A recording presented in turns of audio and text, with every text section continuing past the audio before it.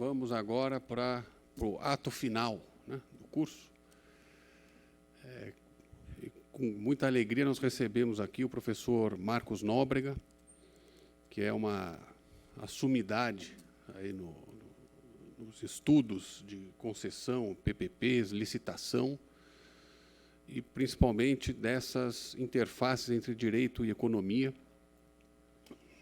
É autor, palestrante no Brasil e fora do Brasil, e com muita prontidão e muita gentileza aceitou o convite para vir aqui conversar conosco sobre essas questões de equilíbrio, complexidade, controle, enfim, todos esses pontos que nós vimos durante o curso, e não teria forma melhor de fechar o curso, né, que não com uma fala do professor, que é, né, pela sua vasta obra, professor de todos nós,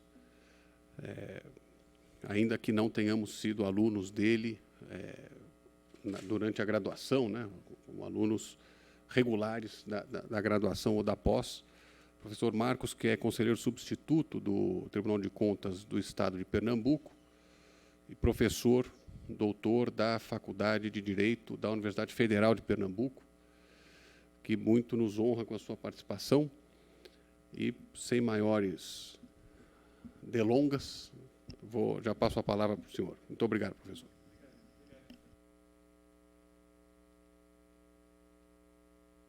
O resto se senta atrás. Hein? Eu era um cara que sentava atrás. Não, eu sentava no meio. Na verdade, eu tinha dificuldade de prestar atenção quando eu era aluno. Depois, na faculdade, eu descobri, Rafael, que não fazia chamadas. Foi o dia mais feliz da minha vida. Sabia? Eu sempre achei a aula muito chata. Mas eu queria apenas fazer uma ressalva ao que o nosso querido amigo Rafael falou. Eu não sou sumidade de coisa nenhuma. Pelo contrário, eu estou cada dia mais confuso. Eu acho que no direito administrativo brasileiro, quem não está confuso está mal informado, né? Porque realmente muda todo dia, é uma loucura, uma loucura. E agora eu tenho que concordar uma coisa com o Rafael. Realmente eu estou há muitos anos como conselheiro substituto do Tribunal de Contas. O meu concurso foi em 93, então entrei em 96, então faz 26 anos. E eu me recordo, às vezes, que naquela época era mais fácil, né? Quer dizer, nem se falava, que ninguém falava de concessão. Os anos 90 foi quando você começou a ter aquele processo de privatização, de aumento de concessões no Brasil, mas não havia nem doutrina com relação a isso. É um assunto absolutamente embrionário, né? E talvez desse período, Rafael, já nos anos 90, vem um problema de fundo, que eu até comentava com você há pouco, de que o tema é capturado pela área jurídica.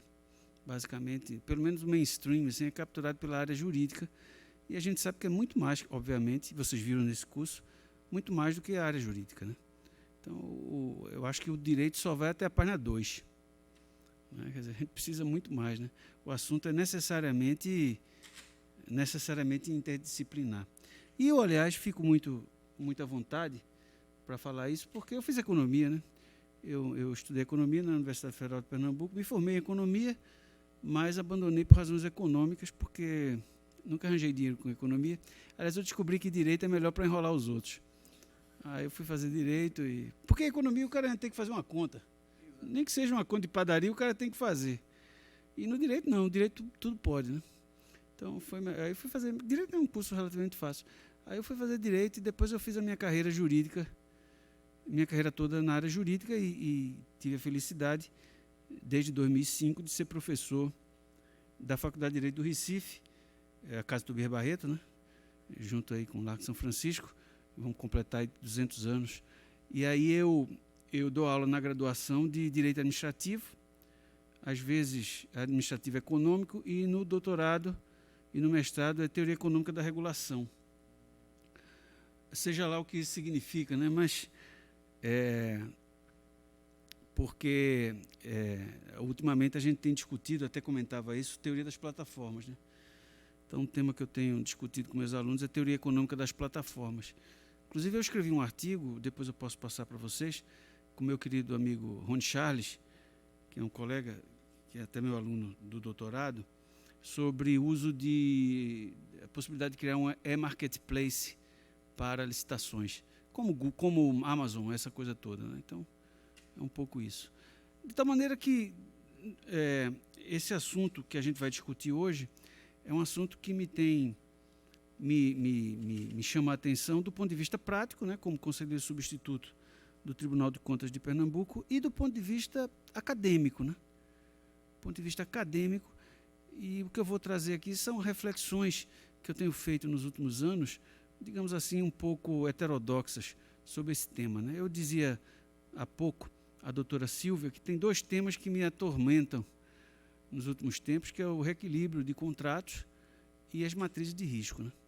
Então, eu acho que tem alguma coisa errada nesse negócio, só que eu não consegui ainda descobrir o quê.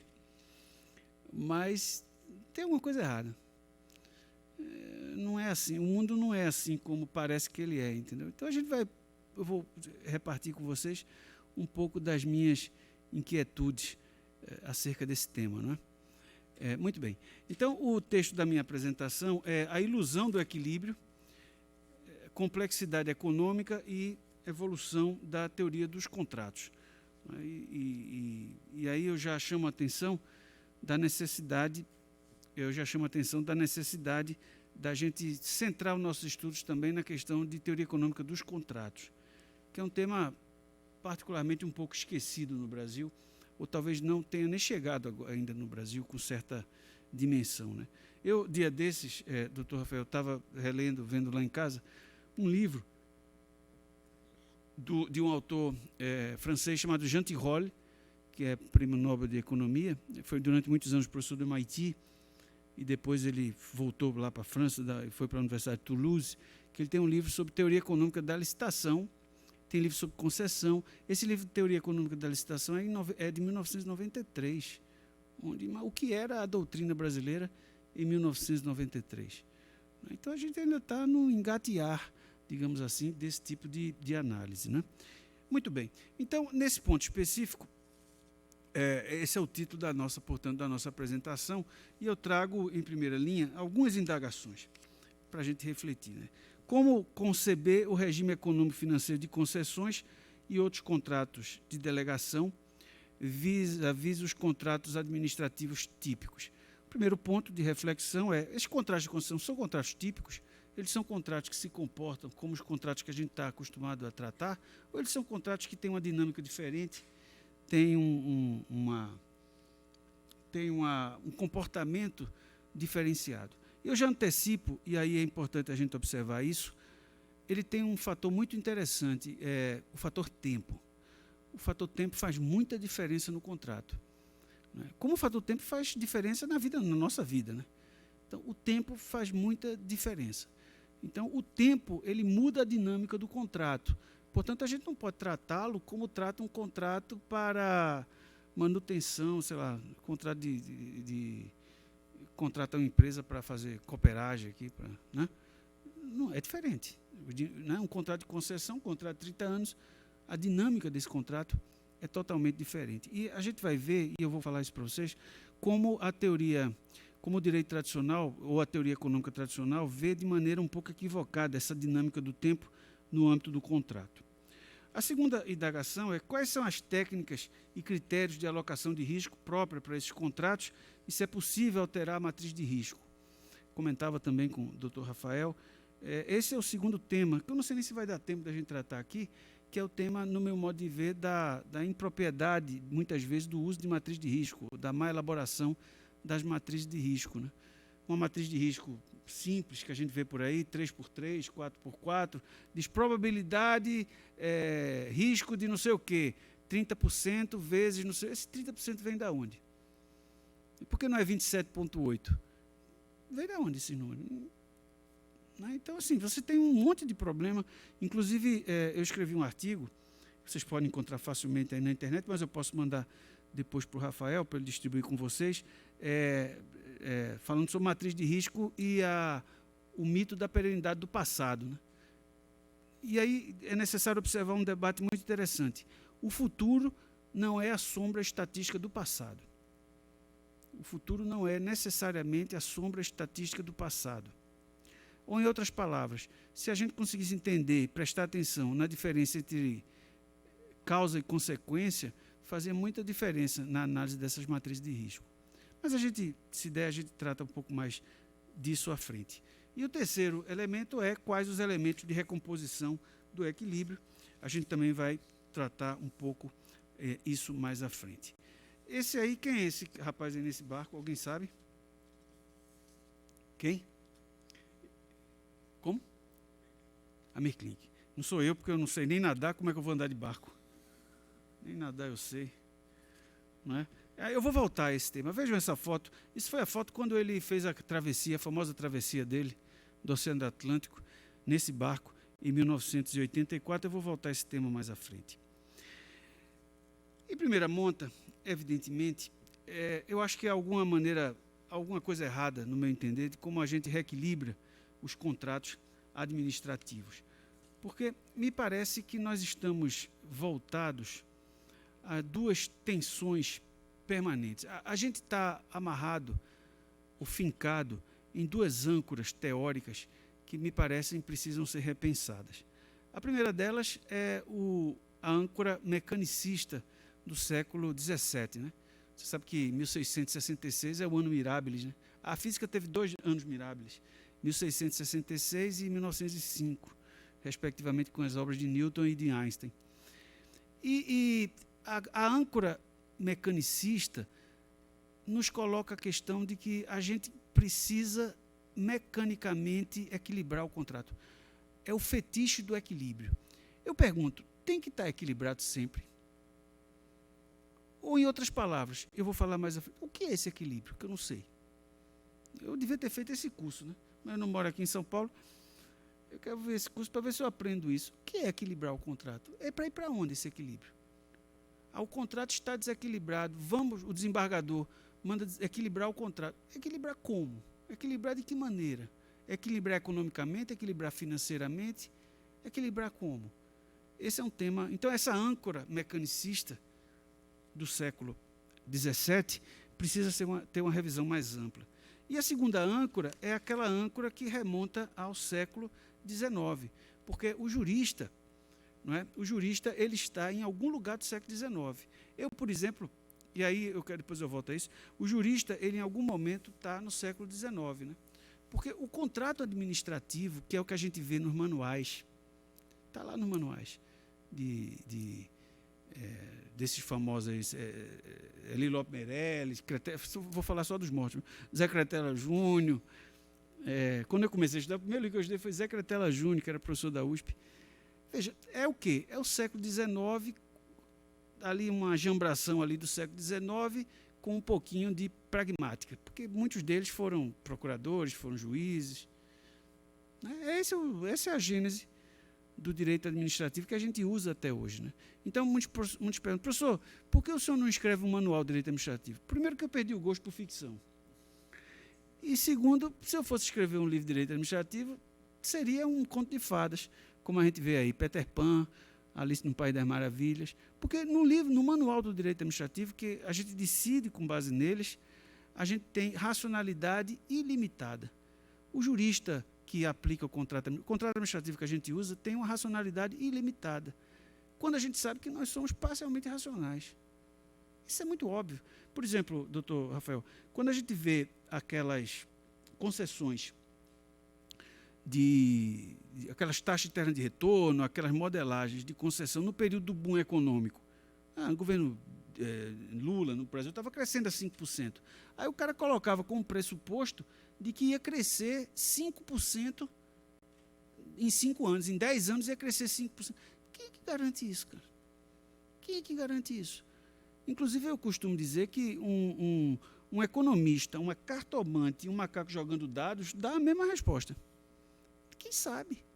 Aí você vai, levado pelo otimismo, porque nós somos humanos, você superestima os indicadores na modelagem. Porque nós somos humanos, né? É a questão da racionalidade limitada. Né? Por exemplo, quando você está apaixonado, você não tende a minimizar os riscos, né? O cara é pinguço, aí ele vai para a igreja quando se casar e tal. Papai do céu foi correto ao nos fazer assim. Senão a civilização teria sido extinta há 5.000 anos. Né? Porque se a gente fosse racional, ninguém casava, ninguém falava nem com o outro. Quanto mais se casar, ter filho. Né? Então, na verdade, a racionalidade, não? A racionalidade limitada faz parte da humanidade. Né? Essa, inclusive, é uma crítica que a teoria econômica tem feito nos últimos anos, e vários ganharam prêmio Nobel com isso. Né? O Richard Thaler, com Misbehavior, o Daniel Kahneman, né, com Pense Rápido e Devagar, o Thomas Schiller, vários ganharam prêmio Nobel fazendo uma crítica ao homus econômicos. Né? Quer dizer, o homus econômico é aquele que sai de casa todo dia para maximizar tudo. E a gente não é assim, inclusive em concessões, inclusive em contratos. Outro mito que está consignado no nosso imaginário é o mito do contrato completo. Né? O contrato completo é aquele que você pode presumir que você coloca todas as contingências. Né? Quanto mais longo é o contrato, mais incompleto ele é. Por uma razão muito simples. Primeiro que o custo de pensar nas contingências é muito elevado e você passaria a vida toda negociando. E, outro lado, você não sabe o futuro. Você tem apenas uma expectativa do que pode acontecer. Uma expectativa. O contrato, na verdade, um contrato de longo prazo, ele é duas coisas. Ele é um substituto ao mercado. Em vez de ser ao mercado, você faz o contrato, ele é um substituto ao mercado. E ele é uma aposta nas expectativas futuras. Ele é basicamente isso. Quanto mais extenso o contrato, quanto mais longo o contrato, mais isso fica muito claro. A informação, nesse mundo imaginário do livro de direito administrativo que eu teoricamente escreveria, a ideia de que a informação é livre e gratuita. Não é, né? Acho que o grande tema hoje em teoria dos contratos e teoria da licitação é a teoria da informação. Quando você vai...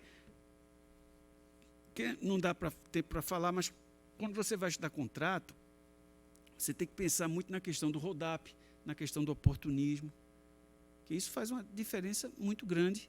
Então, a informação é um bem esquisito, é um bem que se comporta de maneira esquisita, em algum momento ele é bem público e tal. A gente não consegue ainda compreender qual é a natureza econômica da informação. E isso repercute, evidentemente, no contrato. Né? Repercute naturalmente no contrato. Qual é o grande desafio do terceiro verificador, que é o controle? É saber se o contratado está fazendo o que ele está escondendo no jogo ou não. Essa é uma grande dificuldade. A gente tem que descobrir qual o nível de esforço do contratado, e tem muita literatura sobre isso, de teoria dos contratos, contratos de infraestrutura, o Guache, o Bajares, tem muita literatura sobre isso.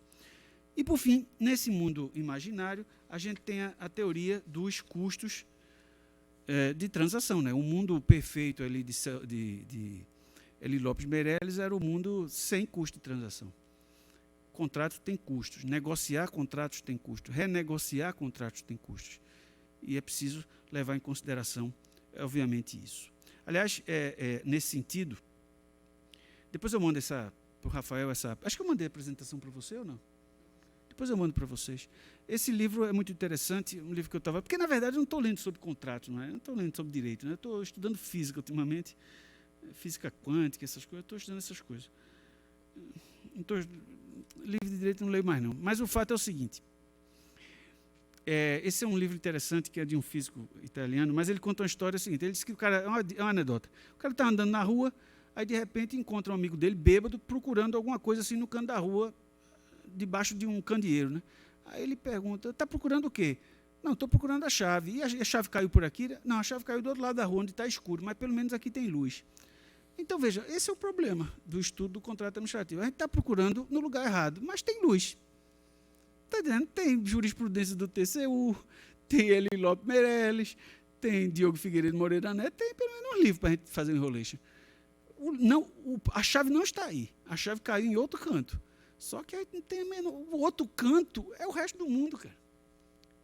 O resto do canto é melhor você... E aí um problema adicional que tem a ver com isso, que é a ideia do auto-engano, né? Então eu vou ficar por aqui mesmo que está bom. Essa conversa cola. E aí, mais um detalhe interessante. A maneira como a gente tenta reequilibrar o contrato é uma narrativa. É uma história que colou e cola. Mas, porque ela tem começo, meio e fim, mas é uma narrativa, como muitas coisas. Né? E aí tem o livro do Robert Shiller, né? Narrative Economics. Né? Ele diz que a economia é muito narrativa. Né? Ninguém sonha com números, sonha com histórias. Então, em boa medida, o papo de equilíbrio, de contradições, é uma narrativa. Enfim, então, algumas perguntas são importantes, quer dizer, por que desequilibrou? Né? Quais são as formas heterodoxas aí a questão é a seguinte, se você começa a ter uma visão heterodoxa do problema, se você começa a ter uma visão alternativa do problema, será que isso vai aumentar a segurança jurídica, a insegurança jurídica? Porque o mundo é perfeito ali naquele negocinho, naquele livro lá, Elilope Meirelles. Se você buscar um approach diferente, será que isso vai aumentar a insegurança jurídica? Ou é melhor ficar nesse mundinho mesmo e tentar pelo menos uma solução? Esse é um questionamento que eu não sei. É um tema que a gente precisa discutir. Agora, uma coisa é inconteste, né? Há miopia teórica e técnica de muitas coisas. Né? Alguns anos atrás, eu escrevi um artigo sobre taxa interna de retorno. Tem um livro muito bom que eu recomendo para vocês. É um livro que foi editado pelo Egon Bockmann, editora Fórum, que é sobre reequilíbrio de concessões. Não sei se vocês têm esse livro. Nesse livro tem esse artigo meu sobre taxa interna de retorno. E eu mostro que se o fluxo de caixa ele não for regular, ele entrar, subir, descer, tem mais. A taxa interna de retorno é a solução de uma equação polinomial. Esse negócio aí. Como é? Polinomial. É a solução de uma equação polinomial. Se ele tem se o fluxo vai e volta, vai 4 vezes, é uma solução de uma equação de 4º grau. Então você tem várias TIs. Você pode ter várias TIs. Mas muitas vezes você acha que só tem uma. Qual é a vantagem da TI? É uma narrativa, você entende, você sabe que 8 é maior do que 7. Você sabe que 8 é menor do que 9. Então ela comunica alguma coisa de maneira muito mais fácil. Até essa é porque ela usa isso, mas matematicamente está errado. Enfim, estamos tratando, evidentemente, de contratos complexos, contratos incompletos e contratos relacionais. Ou seja, as partes precisam, evidentemente, negociar. Eu até tenho cunhado a expressão contratos resilientes. Né? São contratos que eles são moldados de tal maneira que, se eles sofrerem um trauma que levar a uma deformidade ou uma compressão, eles facilmente fazem a descompressão. A ideia é centralizar na questão da resiliência contratual. É um tema que a gente vai falar mais à frente. E outro tema adicional, que é polêmico, é o aspecto consignado no artigo 37, inciso 21 da Constituição Federal. 99% da doutrina brasileira entende que o direito do concessionário ou do contratado está consignado no artigo 37, inciso 21, quando diz mantidas as condições iniciais da proposta. Eu discordo, eu acho que não é. Eu escrevi um artigo, não sou eu que só disse isso, não. Algumas pessoas já disseram isso. Mas eu escrevi um artigo com o professor Gustavo Caescher, do Rio Grande do Sul, onde eu advogo que não. Quem vai dizer essa questão é o contrato. E não necessariamente, a base não é constitucional, e sim contratual. Mas são temas abertos. Eu já coloquei uma pauta aqui que vocês podiam rodar o mundo fazendo 5 doutorados. Só no que a gente falou até agora. Porque eu quero mostrar a vocês que o caminho é longo. Mas você escolhe, se você quer ficar no caminho curto ou quer ir para o caminho longo. Porque também tem o seguinte, cara, você vai ficar aqui 30 anos, 20 anos. Então, se você não fizer um negócio interessante, é muito chato. Então, pelo menos arranja um negócio interessante para estudar. Não é não? O tribunal, eu trabalho há muitos anos e gosto muito do meu trabalho, mas o tribunal permitiu uma coisa muito boa para mim, me permitiu estudar. Se eu fosse gerente de banco, eu não ia ter esse tempo todo, entendeu? Então, me permitiu que eu estudasse. Né? Meus amigos, ninguém estudou nada, mas eu estudei, então achei bom, porque eu gosto. Então, é uma coisa boa. Esse tipo de emprego nosso, que a gente não vai ficar rico, né? Nem vai se matar de trabalhar. Então, permite que a gente estude. Né? Então, isso é muito bom. Enfim.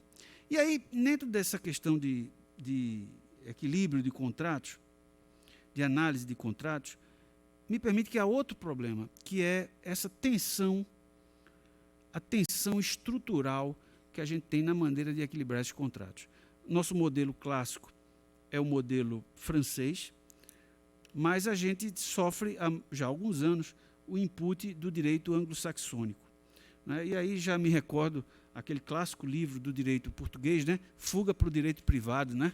Da professora Estorninho. Né? Quer dizer, o contrato ele vai transitando para regras do direito privado.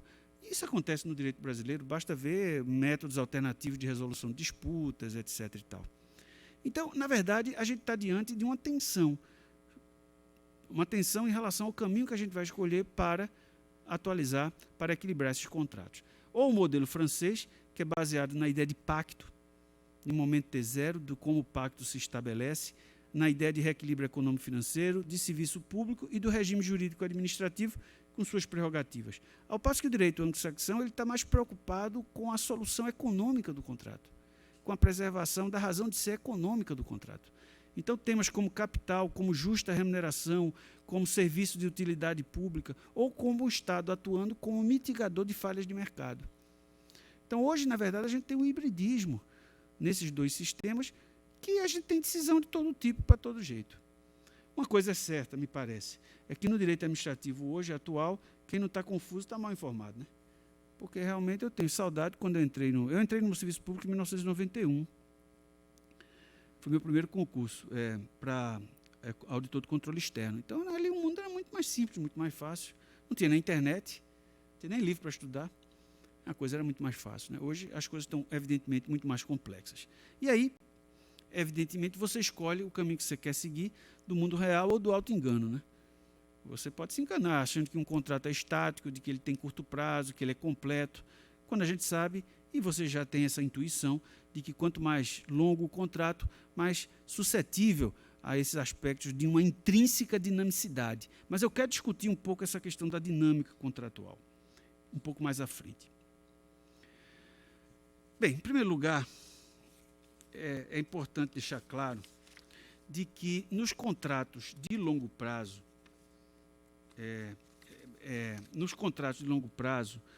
eu acho que muitas vezes não dá para falar em voltar para o equilíbrio do momento T0. Isso a gente decide, o judiciário decide dessa forma, o Tribunal de Contas decide dessa forma, manda reequilibrar e voltar para o momento T0.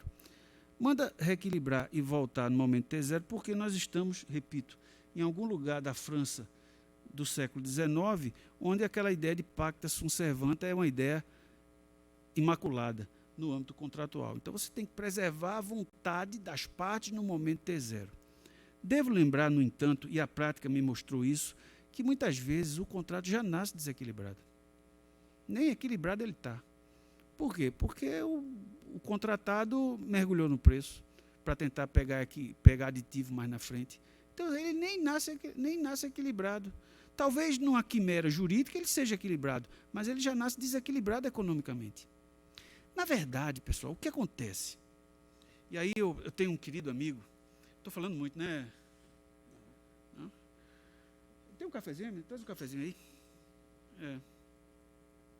Porque, na verdade, está ouvindo aí? Então, dá para ouvir? Dá, né? Porque, na verdade, é o seguinte, eu tenho um querido amigo meu, Luiz Nelson Araújo, é doutor em Chicago, e a gente tem trocado muitas discussões. Ele é economista, conhece o Luiz Nelson? Não, né? Ele é economista para Chicago, fez doutorado em Chicago e tal. Então, ele tem umas ideias muito interessantes que eu corroboro. Ele cunhou a expressão equilíbrio nocional, não é nacional, é nocional. Ele acha que no momento que você celebra o contrato, você tem um gap de expectativas, você tem muita incerteza, mas você diz assim, vamos nessa. É a mesma coisa quando você vai casar. Quando você vai casar, você nem conhece você mesmo, quanto mais os outros. A outra pessoa, não. Aí, se você ficar racionalizando sobre tudo, não vai casar. Então, você tem um gap de expectativas. Você vai dizer, pô, vamos tentar? Então, o contrato é isso. Esse tal equilíbrio T0 não existe não, pessoal. É um gap, é uma banda de expectativas. O contrato, ele caminha numa banda de expectativas ao longo do tempo. Então, não tem um equilíbrio, tem equilíbrio. Tem um espaço tridimensional de equilíbrio, se é que a gente pode falar isso. Esse é o primeiro ponto. Segundo, você não pode voltar para o momento T0 porque você é diferente do momento T0. Não é? Quem está casado aqui há muito tempo? Amiguinha, está casada há quanto tempo aí, senhora? Eita, estou casada há 26, ganhei. Aí vê como é a vida, né? Um dia desse, eu estava almoçando com minha mulher, aí eu estava tomando suco de laranja, aí eu disse, Isabela, você quer suco de laranja? Ela disse, eu não gosto de suco de laranja. Eu disse, pô, eu estou casada com essa Isabela há mais de 30 anos, não sabia disso. Uma mulher dessa vai me trair, eu não vou tomar menor conhecimento. Xixi, você não gosta de suco de laranja? Não, não gosto de suco de laranja. Evidentemente, eu sou uma pessoa distraída, né? Mas veja. Então, veja, depois de 26 anos, eu sou diferente. Minha mulher é diferente. O estado de natureza é diferente. Veio tanto aconteceu na minha vida. Me casei, tive 3 meninos, me cresceram, já saí de casa, eu voltei para ficar... Eu estou em casa sozinho com Isabel. Mudou tudo. Então, como é que eu vou voltar 26 anos atrás? Não tem como. As expectativas são outras. Então, se você faz um contrato de concessão de 30 anos, 15 anos depois, as partes já aprenderam.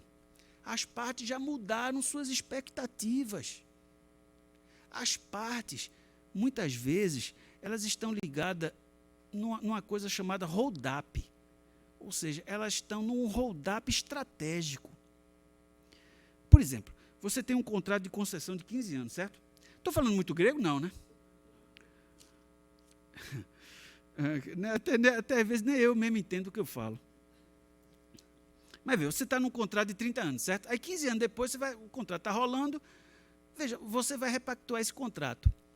As partes, é muito pior para as partes romper esse contrato. Então é melhor renegociar. Por quê? Porque se o contrato for rompido, é ruim para o poder público, porque vai deixar de ofertar aquele serviço. E é ruim para a empresa, porque ela vai ter que voltar para o mercado. Por isso que eu falei lá no começo, o contrato é uma alternativa ao mercado. Porque a empresa vai ter que voltar para o mercado, e o mercado é cacete, meu amigo. É a mesma coisa, repito, e aí eu falo essa questão de casamento, Gary Becker, da Universidade de Chicago, falava muito isso, né? Eu estou casado há 26 anos, se eu me separar, eu vou voltar para o mercado, eu estou lascado, velho. Porque eu não conheço nenhum cantor sertanejo, nenhuma dupla sertaneja. Então eu teria que fazer uma imersão, fazer uma pós-graduação de cantor sertanejo, para pelo menos ter algum papo. Não é verdade? Então, assim, o meu custo de voltar para o mercado é altíssimo. Quero voltar, estou satisfeito de ficar por aqui mesmo. Não é não? Muita gente tem a ilusão do mercado, né? A ilusão do mercado. Tem a teoria econômica explica, porque esse tal de mercado é bom nos primeiros 2 meses, né? Depois ele não é tão bom, né? Enfim. Mas é exatamente isso, quer dizer, o gap de expectativas, né? Então, eu acho que voltar a esse momento T0 é insubsistente em muitos sentidos. Porque a partir do contrato, quando o contrato é celebrado, estou falando tudo de contrato de concessão, claro. Se eu falo de contrato spot, né, de um pregão para compra de viatura, é um contrato spot, não tem essa dinâmica, porque o tempo ele não se elastece. O tempo ele é spot, né? Ele acaba o contrato, não dá tempo de ter assimetria. Mas a partir daí, a partir do momento T0, o contrato ganha uma dinâmica própria e volta ao equilíbrio, e voltar ao equilíbrio inicial é uma falácia, é o que a gente chama de ergoticidade. Ergoticidade é um sistema que ele é linear, ou seja, ele não muda o seu comportamento ao longo do tempo. Como, por exemplo, o sistema, salvo, evidentemente, algumas circunstâncias, o sistema meteorológico. Ele é ergótico, porque chove aqui em janeiro sempre. E é possível que chova em janeiro em 2025, em 2035, vai chover em janeiro em São Paulo. Ele é linear. Mas muitas coisas não são lineares. Então você trata muitas vezes, e aí um problema da matriz de risco, né? Você trata muitas vezes esses contratos como se tudo fosse linearmente, linear. E eu vou falar um pouco mais sobre isso mais à frente. E aí, o pano de fundo, eu queria discutir com vocês o pano de fundo disso aí. Porque o pano de fundo, qual é o lastro econômico do contrato administrativo? Esse contrato, porque, veja, eu estou equilibrando o contrato. Qual é o conceito de equilíbrio que eu uso? Ou voltando àquela primeira palavra que eu dei aqui para vocês. O que é o equilíbrio? Eu vou me fiar em quê para dizer que um contrato está equilibrado? Eu tenho a impressão que ninguém sabe. Né? Ninguém sabe. O que é o contrato equilibrado? O contrato equilibrado é o contrato que as partes topam, que as partes aceitam. É isso. Basicamente é isso. Eu não disse que existe um gap de expectativas. esse gap vai variando. Então, não chega no desequilíbrio, eu vou tentar restaurar essa coisa que as partes... Portanto, uma alternativa para essas visões mais ortodoxas de equilíbrio é apostar na renegociação, apostar na repactuação, na negociação em relação a esses contratos. Enfim. Bem, mas a primeira pergunta que eu queria fazer a vocês, que foi que eu comecei a discutir aqui com vocês, é se há uma crise no modelo de equilíbrio.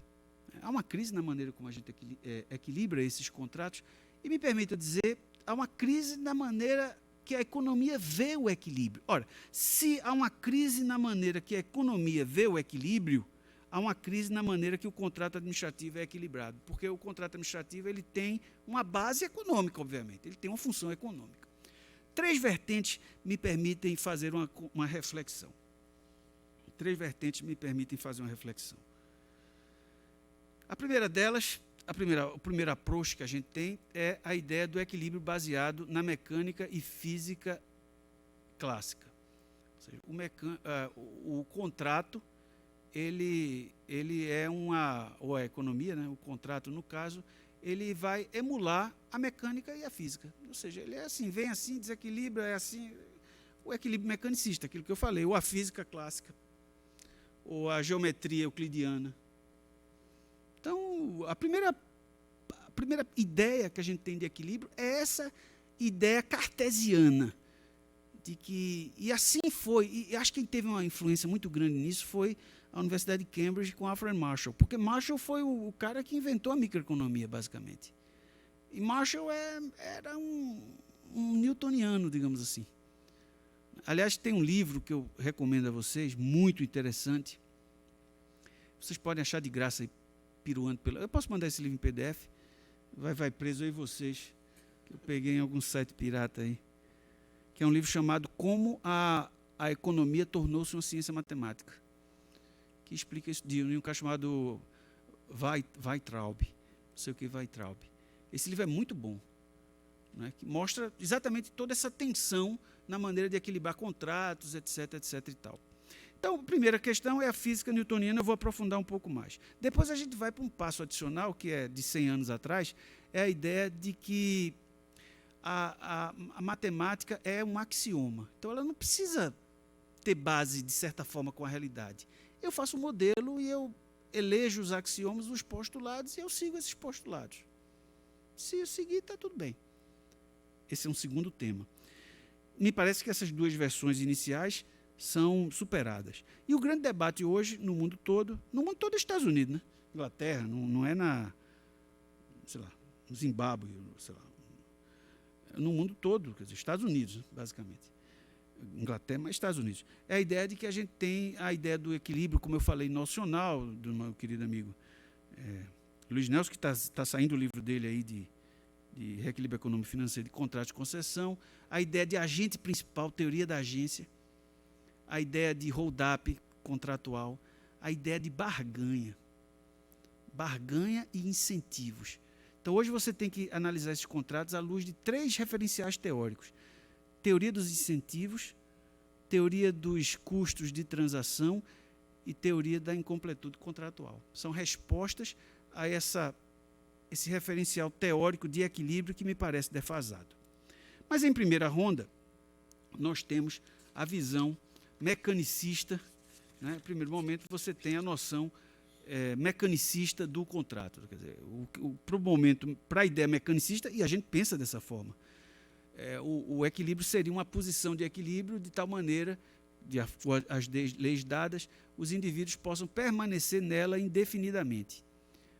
Como na mecânica, teremos que considerar equilíbrios estáveis e equilíbrios instáveis. Você pode ter ruídos, mas ele volta naturalmente ao equilíbrio. É assim que a gente trata muitos contratos. Ele desequilibrou, então ele vai se sambaleando por ali e vai voltar para o equilíbrio. É uma visão ergótica e mecanicista do contrato. O segundo, os modelos científicos tinham que se basear direta e especificamente na realidade física subjacente, né? Uma realidade apreendida diretamente por meio da experimentação. E aqui é um ponto preocupante de emular a ideia mecanicista para os contratos administrativos. Não tem dado, não tem informação. A gente não sabe se é assim. A gente não sabe se ele se comporta dessa forma. Não tem dado. tem dado de nada. Aí não tem informação de absolutamente nada, é apenas uma intuição. No final do século XIX, essa matemática, esse mundo físico perfeito entrou em colapso, né? Com coisa que a gente já sabe, que é a teoria da relatividade, depois a física quântica, e já tinha, essa matemática clássica já tinha entrado em colapso, a geometria euclidiana já tinha entrado em colapso com a geometria espacial de Riemann, aquele negócio todo, né? Quer dizer, você tem aqueles 180 graus, você pode ter um triângulo que tem mais de 180 graus, né? Numa bola, né? Por exemplo. Essa geometria do século XVIII, XIX veio romper toda essa certeza que a gente tinha de 2000 anos para trás, ou mais, né? Então a gente tem uma crise na matemática e a gente tem uma crise na física. Então as pessoas param e dizem, pô, pode ser que não seja assim. Pode ser que a economia não se comporte assim. E pode ser que o contrato não se comporte assim. A concepção clássica da matemática era incompatível com a matemática do século XIX, que era baseada em modelos físicos, né? A matemática, particularmente, era uma matemática baseada na geometria euclidiana e na mecânica newtoniana. Não era mais um caminho seguro para a verdade, conhecimento matemático não era mais um modelo. Essa imagem matemática clássica é a imagem de Marshall, é a imagem que está em todo o livro de microeconomia. E é porque eu não vou discutir temas mais aprofundados, que é a teoria da complexidade, que você tem no Instituto Santa Fé, lá na Califórnia, que eles discutem isso. Esse é o debate hoje em teoria econômica. Então, a doutrina econômica mainstream e o contrato, porque eu preciso de uma teoria econômica para pensar equilíbrio de contrato. Então, a teoria econômica mainstream, ela reproduz a ilusão do equilíbrio, que equivale a perpetuar os previsíveis e lineares leis da física e aposta em duas crenças. Primeiro, na autoestabilização do mercado, ou na autoestabilização do contrato, e na convergência institucional. Ou seja, eu não tenho em 30 anos nenhuma mudança institucional grave. Pode acontecer. Pode acontecer. Que já, no Brasil já teve um período de redemocratização, recrudescimento democrático. Isso é uma mudança, mas a economia mainstream não aceita esse tipo de coisa. Esse é o primeiro passo. O segundo passo é a ideia da axiomatização, né? Quer dizer, você vai ter o maior matemático, que eu não sei matemática não, viu? Tudo que eu sei, não gostaria de saber. Aliás, eu li um livro, Um Passo Adiante, a teoria da incompletude contratual, né? Eu li um livro muito interessante, tenho lido bastante sobre isso, a teoria do Kurt Gödel, não sei se alguém lê já alguma coisa sobre isso, sobre incompletude contratual, que tem a ver com equilíbrio de contratos, mas isso é um tema que eu estou escrevendo um artigo, obviamente, sobre isso. O problema é tempo, né, doutor? O problema é tempo, né?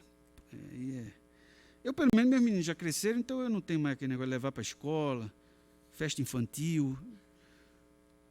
Pô, festa infantil é insuportável. Você acha que... Eu ia dizer Newton, mas Newton era solteirão. Você acha que esses caras levaram algum filho para a festa infantil? Não levaram, não. Aí o cara vai dizer... Aí vai dizer... porque... Você tem que ser participativo. O menino chegava na festa, Rafael, ia embora, desaparecia. E 3 horas depois voltava, parecia que tinha se perdido numa selva, todo sujo, amassado, descabelado. E você ia para casa e o menino não dormia, porque o menino estava excitado. Aí dava domingo, 8 horas da noite, e você querendo dormir, o menino pulando. Se comer muito açúcar, sei lá o que. Aí, no meu terceiro filho, eu já não ia mais. Aí eu não ia, né? Aí, quando chegava a mulher em casa, domingo, 9 horas da noite, cara desse tamanho. Todos os pais estavam lá. Não aguento mais. Mentira, tinha 2 palhaços só nessa festa. Mentira.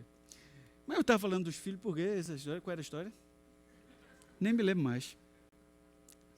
Sim, aí eu estou lendo esse livro do Kurt Gödel, que é sobre completude contratual. Bem, então, a ideia, depois que eu rompo com a visão mecanicista, eu tenho a visão de que o equilíbrio é um axioma. Isso é muito importante, quer dizer, eu entro para uma ideia de formalismo matemático, ou seja, o equilíbrio do contrato é uma crença, é um axioma, como é, por exemplo, os axiomas da geometria euclidiana. Por 2 pontos no espaço passa somente uma reta. Ninguém prova isso, todo mundo acha que é. É evidente, ou aquele negócio de piano, né? Se A é igual a B, B é igual a A. E matriz não é. Se A vezes B é igual a B vezes A. Se for matriz, não é, né? né? Então, veja, são postulados, são axiomas. Então, me parece, e aí você vai estudar Hilbert, vai estudar o método axiomático, então a gente faz uma ruptura 100 anos atrás, a achar de que o equilíbrio é um axioma, é um modelo formal que não precisa necessariamente estar linkado com a realidade, mas ele é tão bem construído que ele faz sentido. Então, me parece que, nesse sentido, nesse ponto de vista, o equilíbrio se comporta como um axioma. E como isso repercute no contrato? Como isso repercute no contrato? Aliás, eu tenho alguns livros que eu recomendo para vocês, que são muito importantes para a gente estudar isso. Um livro é o livro do meu querido amigo Vinícius Klein, professor da Universidade Federal do Paraná. Ele é procurador do Estado, mas ele é economista, ele é professor na Faculdade de Economia, chama Teoria Econômica dos Contratos. É o livro do Vinícius Klein. E eu ontem visitei um amigo meu, que ele tem uma consultoria Pesco, não sei o quê, e ele me presenteou com o livro traduzido do Oliver Williamson, sobre hierarquia, sobre instituições. Também o livro do Williamson é um livro extraordinário. E tem um livro também, que eu mandei para o Rafael, aí vocês aperreiam agora ele, que é um livro chamado Teoria Econômica dos Contratos, editado pelo, isso é em inglês, editado pelo Jean-Paul Blachand e me esqueci o outro autor, que esse livro é muito bom, sobre teoria econômica dos contratos, que é exatamente todo esse debate, toda essa transição que a gente vai discutir. Bem, o fato é o seguinte, até os anos 70, a economia dos contratos era tratada dentro do modelo de equilíbrio geral. O modelo de equilíbrio geral de Debré, né, o modelo de equilíbrio geral surge com Aaron Debré. São dois economistas que ganharam o Prêmio Nobel de Economia e ele é axiomático. Ou seja, eu criei postulados e naquele mundo axiomático, o mundo, a economia vai ficar em equilíbrio. Então, até os anos 70, a teoria dos contratos ela era axiomática, ela ia na ideia do equilíbrio de Aaron Debré. A partir daí, a partir dos anos 70, a economia dos contratos passou a considerar uma teoria dos incentivos que vai incorporar a incerteza e a assimetria de informação. Mas não é a partir dos anos 70 no Brasil, não, viu? É a partir dos anos 70 nos Estados Unidos. Isso nem chegou no Brasil ainda. Ou chegou muito embrionariamente, né? Às vezes eu vejo o pessoal novinho assim falando de custo de transação como se fosse grande novidade. Isso surgiu em 1937 no texto do Coase. Aliás, no meu caso específico, a primeira vez que eu fui exposto a essa literatura foi em 2007, né? Porque em 2007 eu fui pela primeira vez como vice de escola, né? Como pós-doutorado na Universidade de Harvard. E aí eu fiquei vendo essas coisas diferentes, que eu queria ver coisas diferentes, entendeu? E passei a escrever. Acho que o primeiro artigo que eu escrevi sobre isso foi em 2008 ou foi 2009. Há muito tempo, né? Que a gente discute, debate esse tipo de coisa. Só que o problema é que eu fico na cozinha da licitação dos contratos, né? Não estou no palco principal, né? Então, meu grande desafio ao longo desses anos foi entender como é que funciona, né? Como é que isso funciona? Quais são os incentivos que estão envoltos nisso tudo? Então, a teoria dos contratos moderna, a teoria econômica dos contratos, ela vai nascer da insatisfação com a síntese walrasiana, porque Walras é um passo antecedente ao Aaron Debré, Leon Walras, que define o equilíbrio automático entre oferta e demanda. Então, a gente vê que não é assim. Nessas abordagens, os agentes econômicos determinam os direitos de propriedade, quantidade e preço dos recursos. A teoria walrasiana dos preços foi profundamente alterada por esse que me parece uma pequena bibliografia da grande transformação que o direito dos contratos passou, que é com Delatripeau, Salanier. Salanier tem um livro sobre teoria dos contratos extraordinário, também encontra em PDF de graça na internet. Lafon, Martipol, Machstander, Pérez Castilho, é o mainstream da ideia da revolução do direito contratual. Então, o modelo clássico do contrato é o contrato do modelo Aaron Debré, quer dizer, é a visão do modelo de equilíbrio geral, a teoria do equilíbrio geral, o contrato como resultado de um processo de barganha não tem conteúdo, porque se a economia é em equilíbrio, o contrato é apenas uma formalização do que me parece dado.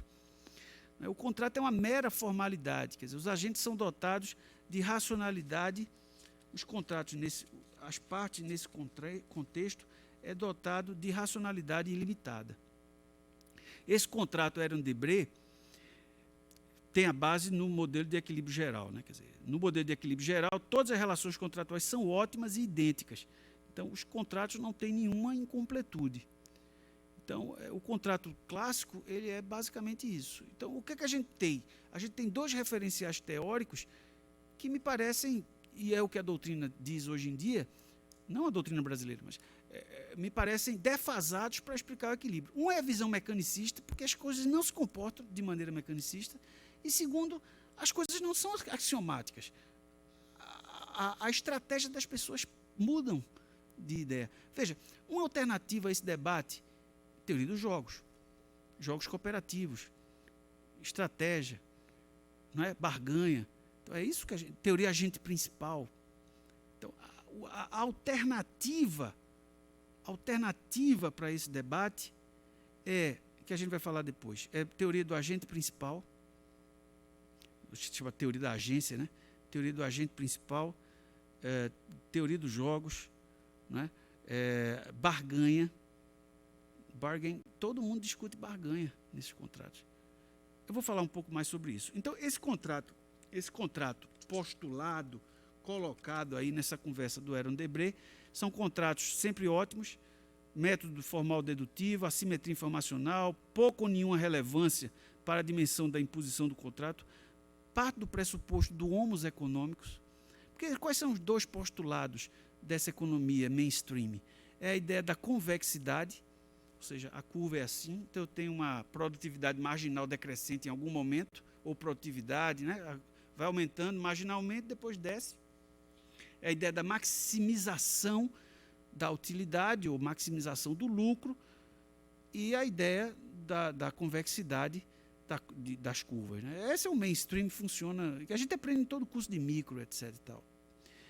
Na verdade, quando a gente faz economia, a gente nem gosta de estudar micro, né? Gosta de estudar macro, porque é o que aparece na televisão. Né?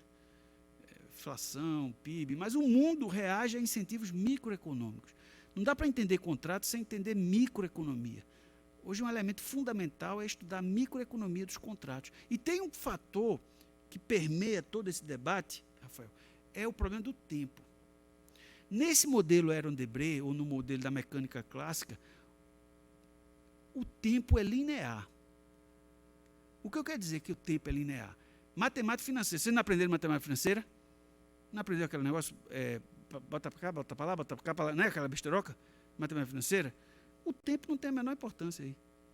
Se você voltar esse fluxo 450 até o tempo de Cristo, é igual.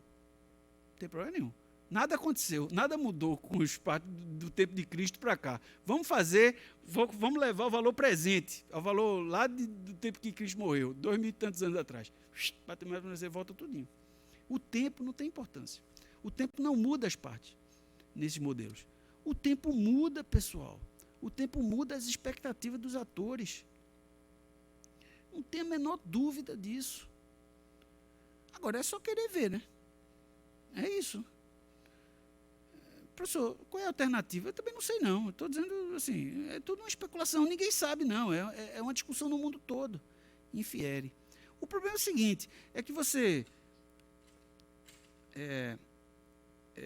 o problema é o seguinte, o direito mainstream faz seus pareceres e ganha 300 mil reais, 400 mil reais com base no Elilope Meireles. Para que mudar? Se a turma engole. Então, para que mudar? Para que? Não. O cara ganha 500 mil reais para botar um parecer, para botar aquela besteroca. Pax sunt servanta, rex sic stantibus, e ganha 500 conto. Pô. Então, o que é estudar isso? Se o judiciário engole, o Tribunal de Contas engole. Então, isso aqui é tudo uma grande fantasia. Tem que parar. Tem aquela história do rei Tanur, né? Sabe dessa história, né? Do rei Tanur? Quem sabe dessa história? Essa história é interessante. Sabe essa história do rei Tanur? Do rei Tanur? É uma história interessante. Da roupa do rei. O rei, ele contratou um ourives. O rei contratou um ourives. Eu não sei se é Hans Christian Andersen. Eu acho que essa fábula é de Hans Christian Andersen. O rei contratou um ourives para fazer uma roupa de ouro, uma roupa maravilhosa. um ourives não, um alfaiate, né? Aí o alfaiate roubou o dinheiro, pegou o ouro e não fez a porra da roupa. Aí o rei se arretou e foi lá na loja, lá na oficina do alfaiate. Ele disse, ô alfaiate, cadê minha roupa? Eu falei, não, doutor, majestade, eu estou fazendo a roupa aqui. Só que é uma roupa muito especial, que só as pessoas inteligentes conseguem ver. Aí o rei, para não dizer que era burro, disse, muito boa essa roupa, hein? Muito boa. Estou gostando dessa roupa. Aí o cara entregou a roupa invisível para o rei. Aí o rei resolveu desfilar na cidade com a roupa invisível, porque todo mundo, para puxar o saco do rei e para não dizer que era burro, dizia, essa roupa é muito bonita, essa roupa é maravilhosa, majestade. Aí ele desfilou pelado na rua, até que uma criança disse, o rei está nu. Aí todo mundo... Então, assim, o rei está nu nisso aqui, viu? O rei está nu. Enfim. Bem, eu fui dar uma palestra uma vez num congresso mainstream, digamos, de direito administrativo. Nunca mais me chamaram. Véio. Só dei uma vez. Que era um pessoal assim, mais mainstream, né? Pronto para perpetuar o equilíbrio, digamos assim, dos interesses, né? Nunca mais voltei.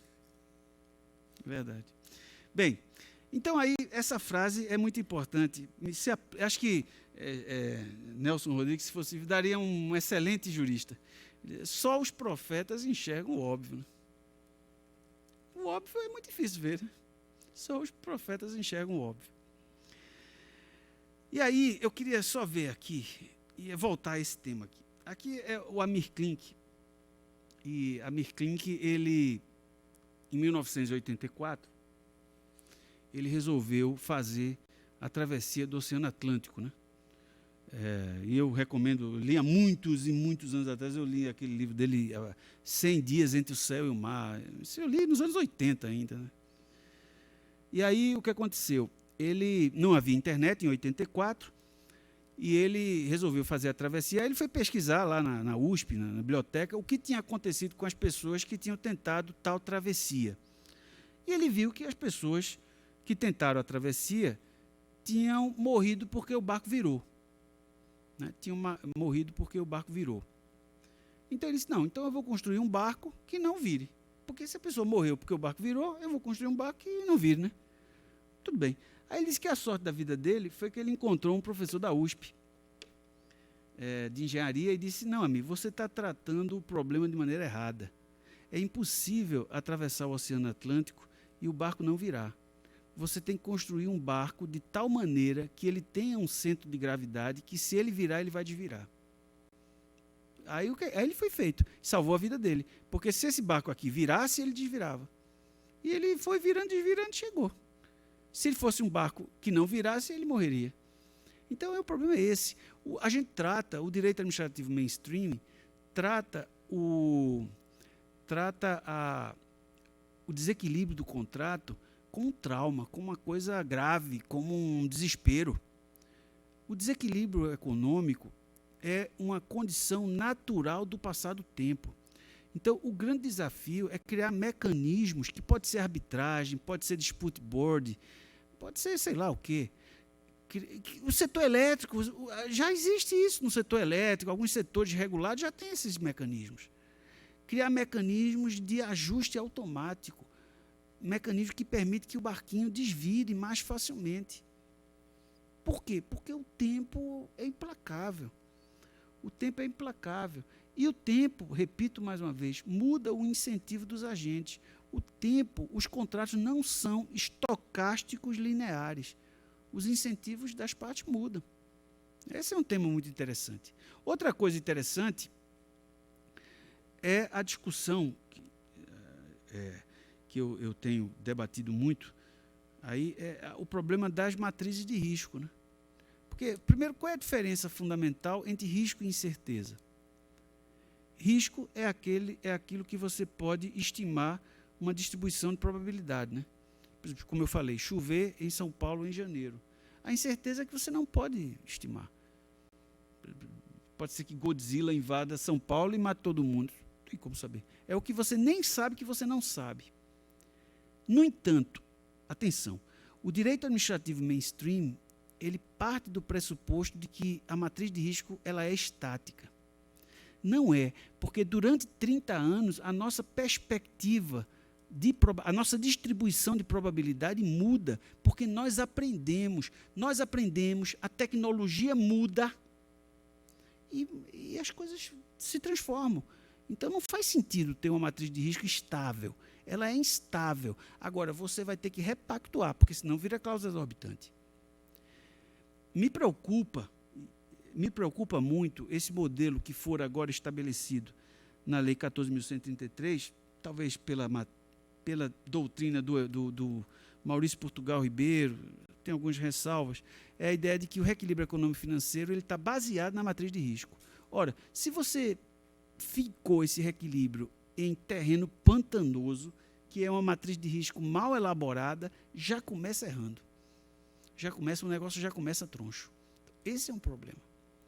É aquilo que eu comentei, né? Eu até tenho um artigo meu sobre matriz de risco chama-se Matriz de Risco e a Ilusão da Perenidade do Passado. Tem um monte de problema nessa matriz de risco. Primeiro, como eu falei há pouco, esses números vêm da onde? De onde vem? Tem uma probabilidade geológica de 30%. De onde 30%? Embora, você tem vários problemas. O primeiro problema é chute mesmo. Aí é descaramento do chute. Ou copiar, colar, né?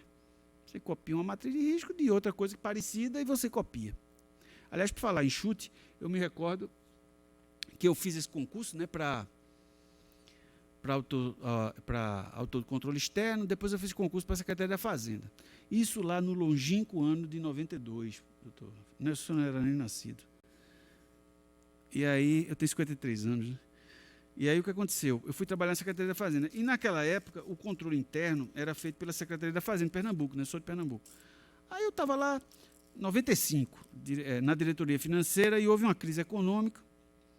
E aí a gente tinha que diminuir o repasse para as indiretas do Estado. E eu tinha que fazer a conta lá no Excel. Não sei nem sei que era Excel já naquela época. Enfim. Aí eu perguntei ao meu chefe, chefe, a gente tinha que divulgar esses dados na imprensa. Chefe, a gente vai cortar quanto? Aí ele fez, vamos cortar 15%. Aí eu disse, 15% por quê? Porque 15% está bom.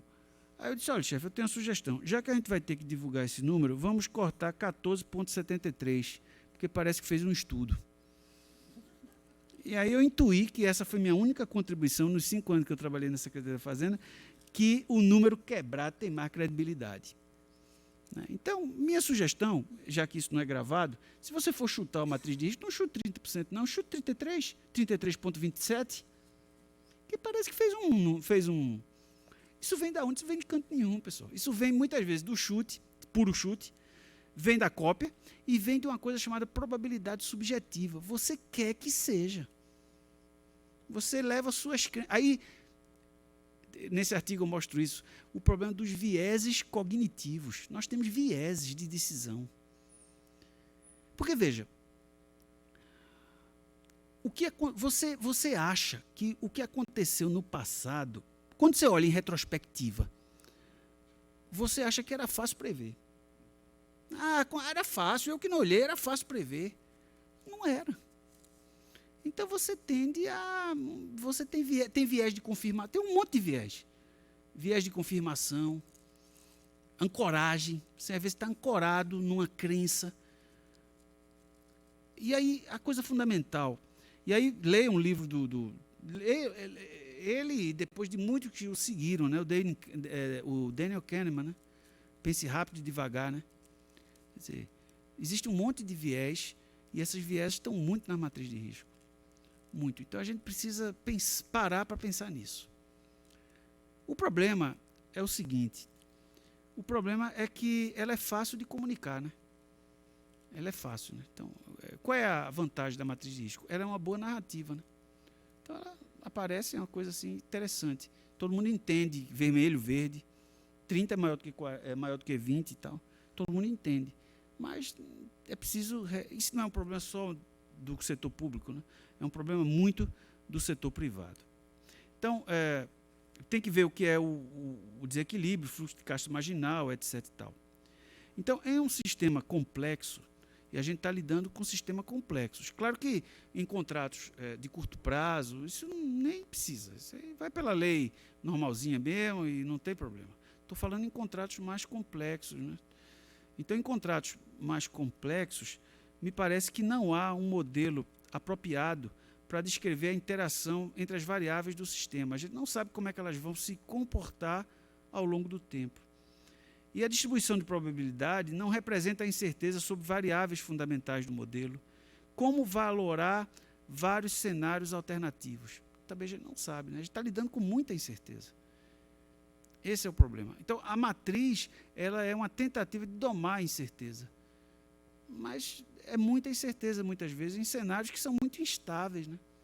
Por exemplo, o Brasil é um país instável, né? A economia brasileira é instável, sempre foi. Mas a economia da França não é. A economia americana não é. Eles estão vivendo 10% de inflação, pô. 10% de inflação. Ninguém imaginava num contrato que fosse 10% de inflação de maneira persistente nos Estados Unidos, no Reino Unido. Ninguém esperava isso. Está entendendo? Então você lida. A probabilidade é uma tentativa de imitar Deus, de você querer ser Deus, inventar as coisas. Tem um livro muito interessante, que é um clássico dos anos 50, que é o seguinte: Como Mentir com Estatística. Né? É um livro, tem em português, Como Mentir com Estatística. Embora ele não dê esse exemplo, eu posso dar que, por exemplo, 93% das pessoas morrem deitadas na cama. Então vamos evitar a cama, porque é perigoso. Porque eu, particularmente, não conheço ninguém que morreu em pé. Levou um raio na cabeça, caiu um coco e a pessoa morreu. Eu não conheço. Você conhece? Eu não conheço. Já todo mundo que eu conheço morreu deitado na cama. Então vamos evitar a cama, que é perigosíssimo. Né? Então, se você dormir em pé, pode ser que você viva 150 anos. Né? Não é, né? Não é, né? Mas é estatística, né? É ou não é? Os números mentem, pessoal. Os números mentem. Nem a matemática ela é absoluta. Nem a matemática ela é absoluta, cara. Os números mentem. Tortura uma tabela dessa que ela diz qualquer coisa. É o problema dos americanos de DICO, né?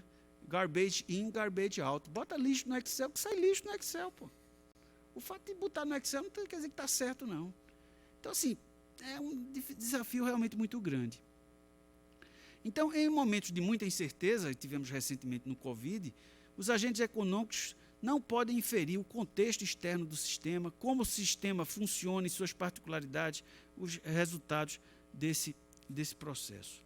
De tal sorte que a hipótese que usamos e que está por trás do reequilíbrio nos contratos é que estamos diante de uma economia governada por um processo estocástico, um processo que é linear, que sempre acontece do mesmo jeito, como a meteorologia, como, sei lá, outros sistemas são lineares. Não é, né? Muitas coisas não é. O futuro não é uma sombra estatística do passado. O futuro não é uma sombra estatística do passado. Você não pensa isso para a sua vida. Por que você vai pensar para o contrato? Né? Senão não tem livre-arbítrio, pessoal. Você não pode dar uma ruptura na sua vida. Você não pode fazer outra coisa na sua vida. Seu pai era relojoeiro, você vai ser relojoeiro, seu filho vai ser relojoeiro, seu neto não é. A vida não é assim. A vida não é linear. O contrato também não é. Se assim for, faz sentido reequilibrar o contrato buscando o momento T0 ou regulando pelo plano de negócio, se for linear, se o contrato for linear. Mas o contrato ele não é linear. O contrato muda com o passar do tempo. Né? Mas, infelizmente, a realidade não é assim. Né? Vai depender do tipo de contrato e do jogo envolvido entre as partes. Por exemplo, eu escrevi um artigo, nem me lembro, Rafael, qual foi esse artigo que eu escrevi mais. Sei lá, eu escrevi um artigo aí, que falava do pregão. E aí eu mostrava que o pregão apresenta um equilíbrio de Nash bayesiano. Né? Alguém já estudou regra de Bayes aqui? Equilíbrio bayesiano?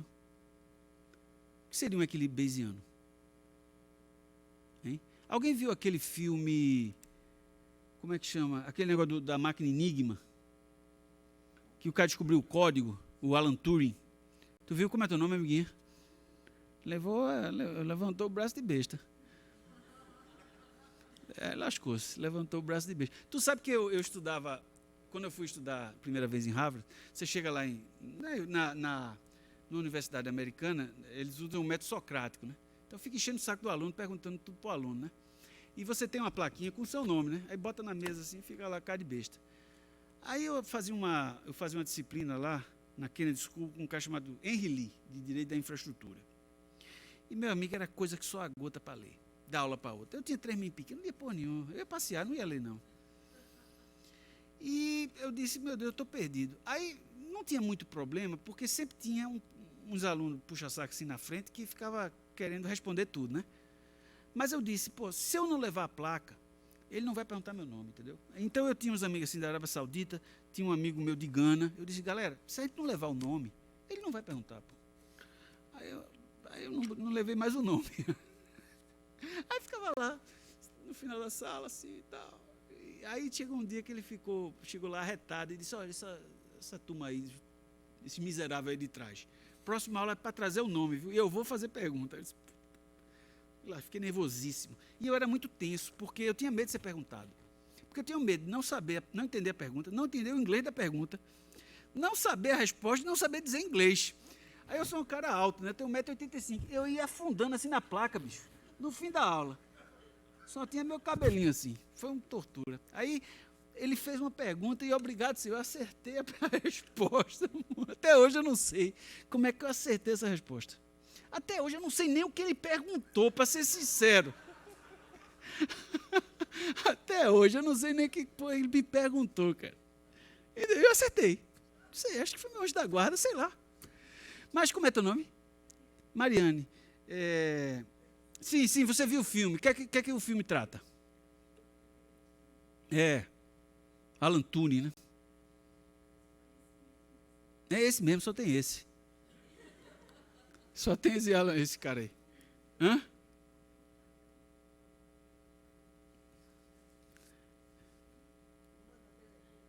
Mas o microfone, porque é gravado, né? Não é gravado para depois os alunos verem. Olha, seu dia de fama, seus 5 minutos de fama. Chegar em casa, você vai dizer, manhã. Eu sei o nome do filme, é o Jogo da Imitação. Não é isso? É, o Jogo da Imitação, é. É isso. Chegar em casa, você vai dizer, manhã, vai dizer manhã, não é que aqui não diz manhã, né? Você diz, mamãe, deixou hoje na aula. Jogo da Imitação. Sabia o nome, só. Você vai dizer, mamãe, deixou hoje na aula. Se for esse mesmo, é esse mesmo, só tem mas esse. Mas também, se não for, vai ser agora.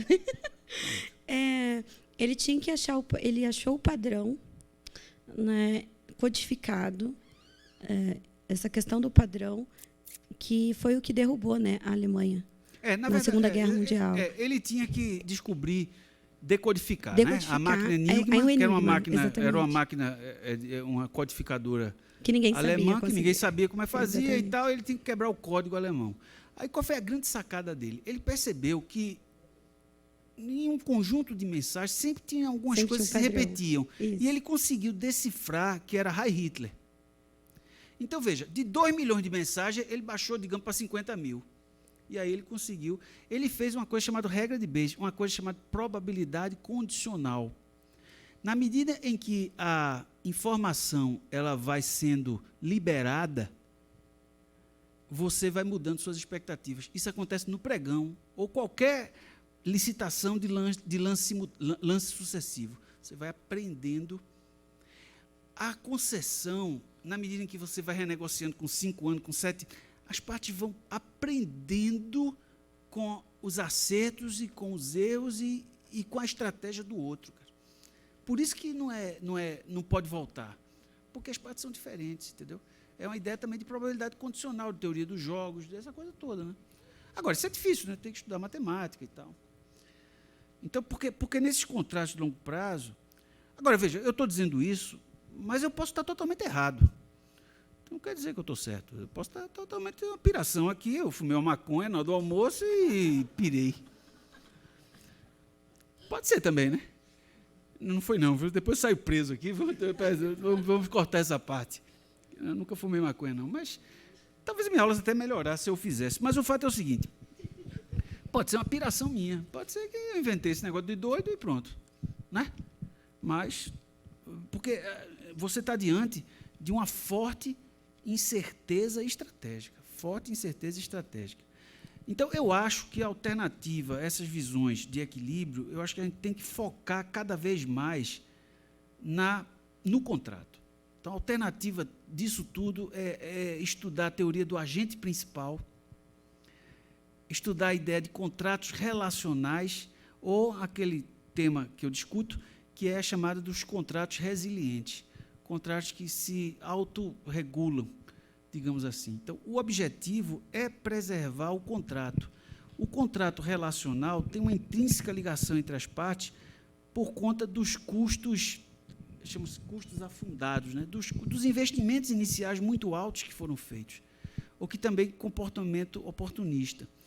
Os agentes agem com estratégias complexas, não é um bando de menino buchudo, não. É uma concessionária dessa, é muito experiente. Não é? Eles agem com estratégias, obrigado, com estratégias complexas, criando, se adaptando, se copiando, reagindo. Eles mudam. Você não muda? Você tem namorado? Me permita a pergunta. Fabiane, Mariane, tem namorado, Mariane? Hã? Não quer se declarar. Está mais ou menos, né? Mas, por exemplo, você tem um namorado de 5 anos. Você aprende na briga, né? Você já tem coisa que você não sabe que não vai, que você vai se lascar, não é não? Você aprende. Na primeira briga, leva lapada. Na segunda, lapada. Aí depois, vou mais nisso, não. Não é não. Você aprende estrategicamente. Está feito um dia desse, minha mulher chegou, há um tempo atrás, chegou para mim de manhã e disse, Marco, quando você chegar de noite, a gente vai precisar conversar. Eu disse, pô, me lasquei. Por gentileza, o que foi que eu fiz? Assim, qual é o tema?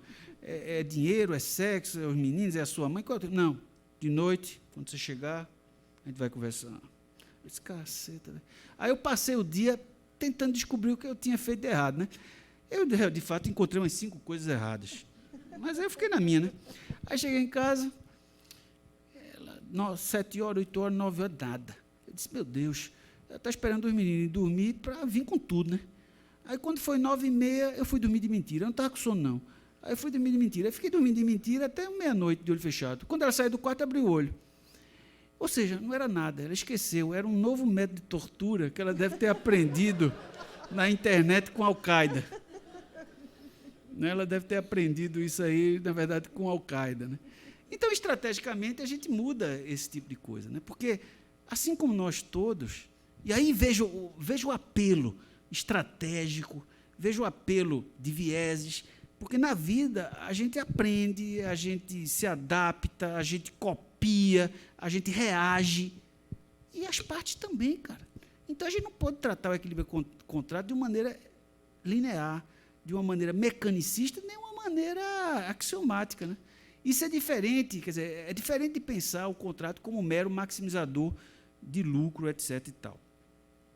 Então, em conclusão, vou deixar aí uma meia horinha para as perguntas. Tem que sair 15 para as 4 que eu vou embora hoje. Está no Piauí essa semana. O Piauí estava um calor. Enfim. Se bem que o lugar mais quente que eu fui, acho que foi em Singapura. Eu morei em Singapura. Era quente demais. Bem, mas em conclusão. Primeira conclusão é que a gente tem que buscar os contratos resilientes, né? Esse conceito que eu preciso aprofundar um pouco mais. O contrato resiliente é feito uma mola, né? A mola, você espicha a mola, ela volta. Então, tem que ter um contrato que ele não se rompa com facilidade, né? Ele é feito galho de goiabeira, né? A goiabeira, você faz, ele volta. É um galho de goiabeira, pronto, é uma mola. Ele vai e volta, vai e volta, vai e volta. Então, aí vai ter a ver com design contratual, né? Design contratual, né? Aí você tem que ter uma tecnologia de contrato, né? Então, assim, você tem que estudar, né? Porque estudar faz uma diferença. Por incrível que pareça, estudar faz diferença na vida, sabe? Primeiro que você tem uma certa humildade de se achar ignorante, né? Porque quanto mais você estuda, mais ignorante você é, né?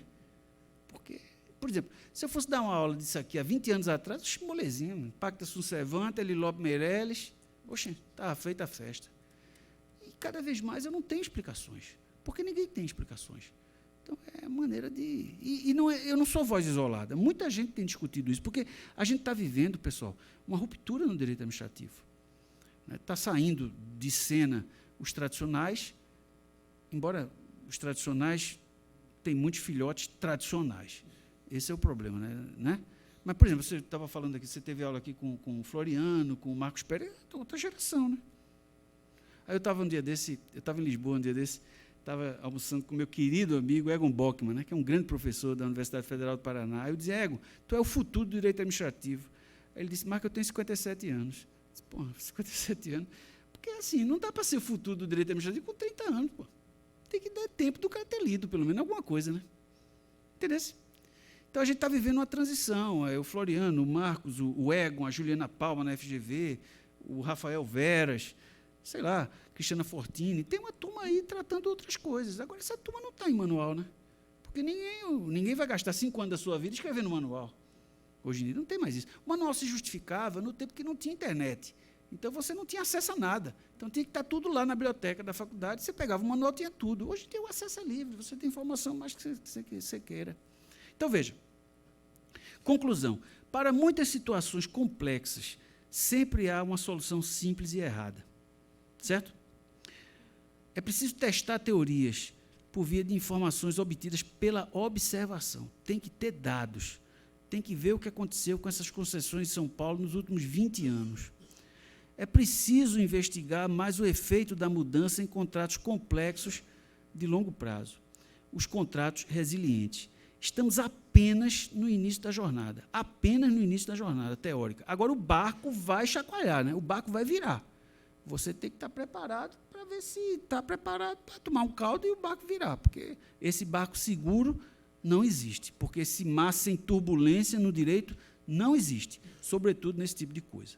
E, por fim, eu às vezes me sinto como... Dá para ler ou não? Isso é uma história verdadeira. Nos anos 20, Einstein já era o cientista mais famoso do mundo, e ele fez uma excursão aos Estados Unidos, depois ele morou nos Estados Unidos, em Princeton, né?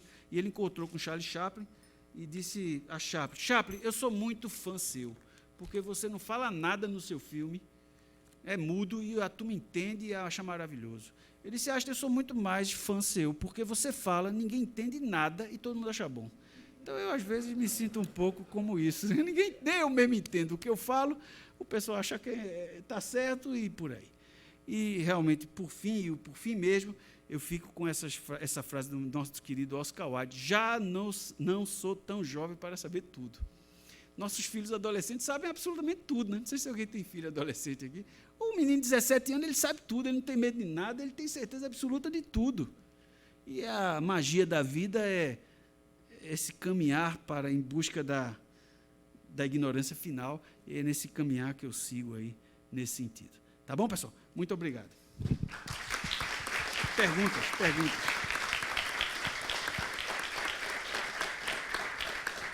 Muito bem. Faz sentido isso, Rafael? Será, cara? Pode estar tudo errado. Ou não, né? Nós vamos ter que prorrogar o curso com mais 6 meses, para o senhor poder aprofundar cada um dos tópicos aqui. Não, veja, eu vou dar uma disciplina, eu preciso até acertar esses detalhes com ele. Eu vou dar uma disciplina na USP, no doutorado da USP, no próximo semestre, chamada Teoria Econômica dos Contratos, onde vai ser 6 meses avaliar. Aí a gente discute se vocês podem ir como ouvinte. Por mim, tudo bem. Vamos ver se isso vai rolar. Que aí a gente vai ver muita coisa. Nesse debate. É apenas uma pílulazinha do debate, né? Mas eu mandei o livro do Jean-Paul Glachan e do... Como é o nome do outro? É do Glachan e do... É até professor de Nanterre. Ele pode depois partilhar com vocês. Leiam o capítulo 1, que é o capítulo importante nesse processo. Esse aí. É Brousseau e Glachan. Brousseau e Glachan. Que, sobretudo, o primeiro capítulo, o capítulo introdutório, vale muito a pena, porque ele estuda a teoria dos incentivos, teoria dos custos de transação e teoria dos contratos incompletos. E vou tomar liberdade, mandar para o doutor Rafael também, os vários artigos que eu tenho sobre esses temas, eu acho que são interessantes. Que pode estar tudo errado também, mas, pelo menos, é uma maneira heterodoxa de tratar o problema, né? E, de qualquer maneira, eu quero agradecer, porque, como diria Manuel Bandeira, eu sou um pernambucano provinciano que mal sabe escolher uma gravata, né? Então, para mim, é uma honra falar aqui no Tribunal de Contas de São Paulo. Tal. Enfim. Eu imagino, professora, a honra é nossa. Foram páginas e páginas aqui de anotação. Não sei se alguém tem uma... Eu tenho uma pergunta, eu vou abrir e ver se o pessoal anima um pouco mais para perguntar. O senhor comentou essas questões de contrato resiliente, alterações contratuais. O senhor não, rapaz, não manda nem em mim. Já levei um bocado de grito da minha mulher hoje. Todas essas questões. E nós, tentando aproximar aqui para uma função de controle do tribunal, como é que nós podemos considerar nos contratos de concessão de longo prazo o quanto que o contrato pode ser alterado sem que seja uma irregularidade? Mas aqueles limites, há limites, né, na lei para modificação, mas, né? Além das questões de 25%, etc., etc., mas nessas questões de longo prazo, a assunção de novas obrigações pelo concessionário, porque o meu ponto é, a gente tem na questão jurídica sempre o ponto de a licitação foi feita de uma forma, com determinadas obrigações, determinadas... E depois de 10 anos você quer fazer uma modificação substancial no contrato. Exato, e saber se isso não é uma bula à licitação que fora feita no passado. Isso. Cada caso é cada caso, né? Bem, você tem que avaliar, que não sei como é que avalia também, se vale a pena essa modificação tal ou é mais gravoso fazer uma outra licitação. Extinguir a concessão e fazer outra licitação. Aí você tem que fazer uma avaliação nisso aí. Inclusive, me permita, e aí também objeto de outro artigo meu, que eu escrevi com o Flávio Germano Sena, que é sobre a teoria das invalidades na nova lei de licitação. Você sabe muito bem que, pelo artigo 147 da nova lei de licitação, há de se fazer hoje um verdadeiro estudo de impacto invalidatório, como diria o conselheiro Benjamin Zinler, um due diligência invalidatório. Você tem que analisar um monte de coisa antes de invalidar. Um monte de coisa. Então, essa ideia de resiliência está na nova... Porque a nova lei de licitação, que eu escrevi bastante sobre isso, até recomendo, porque é um livro interessante mesmo, esse meu livro, Teoria Econômica da Licitação e Contrato, da editora Fórum, é bonzinho porque, na verdade, é feito boa parte por Rony e por Bradson. Eu só entrei meio enxerido aí. Mas o que eu quero dizer é que a gente mudou alguma coisa em licitação na nova lei, mas mudou muito pouco em contrato.